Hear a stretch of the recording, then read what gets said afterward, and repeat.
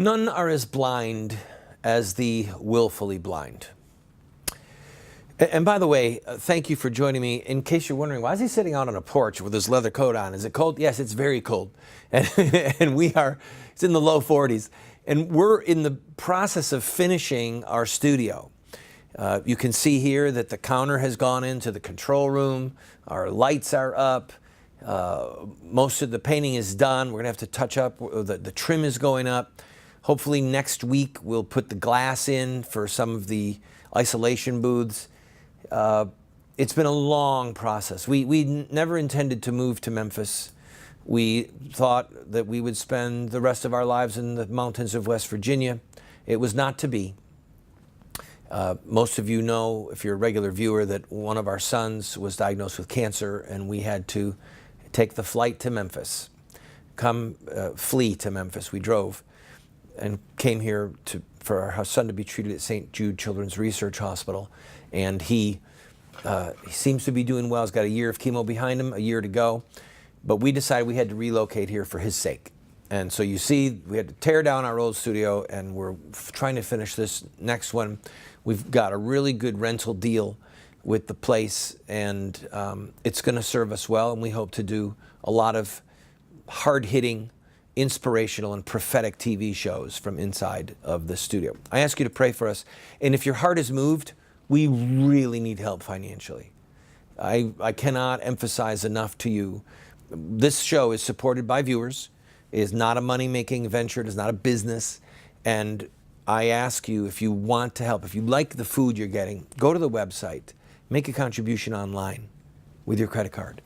And if you want to write a check, the address is there. All right, I started, none are as blind as the willfully blind. Some of the people who are decrying Obama's normalization of relations with Cuba are saying this is a communist regime. Well, do they forget Richard Nixon and Henry Kissinger? We betrayed the Taiwanese. We betrayed the Chinese government that was in exile on Taiwan, on the island of Taiwan, who was a part of the UN Security Council, who was our ally in World War II. Chiang Kai-shek and the leaders of China. You have to remember that China was fighting Japan, and then a civil war, they were fighting each other. So China was trying to help defeat Japan in World War II, and then Mao Zedong and the communists were fighting Chiang Kai-shek and ultimately prevailed, drove them off the mainland into the island of Taiwan, where there are some 30 million Chinese people living on Taiwan. Nixon betrayed those people. Nixon embraced the communists.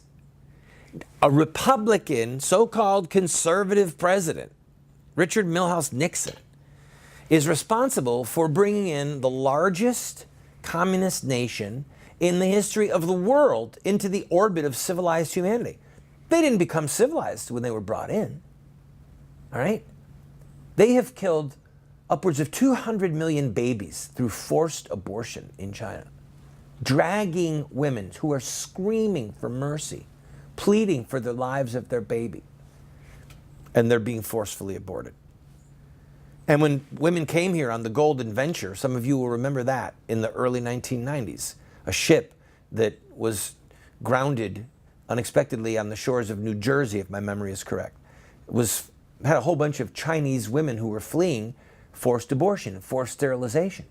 And under the Clinton regime, you know, the kind, loving, liberal Democrats, they were imprisoned for years. Many of them were finally sent back. A few of them got their freedom.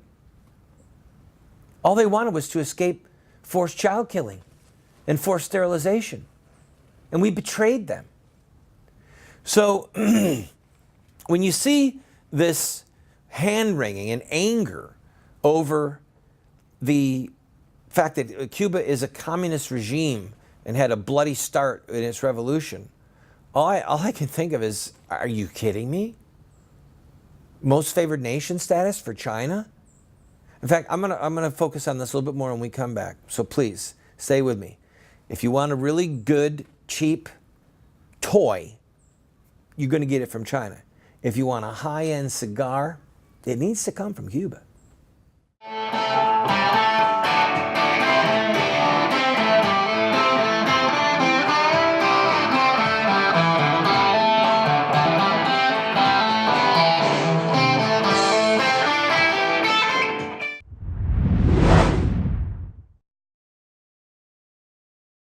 Do you want to get America out of the hands of wicked and unjust men and women who are destroying the republic before our eyes, and put leadership back into the hands of righteous men and women so that we don't die as a nation?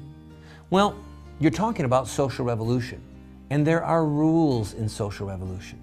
We can look at the victorious social revolutions of the past, such as the end of slavery, the end of child labor, women's voting rights, the end of segregation, and so much more, and learn from their victories.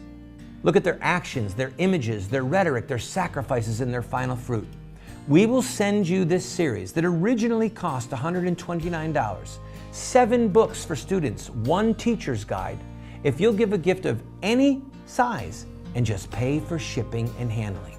Take advantage of it today.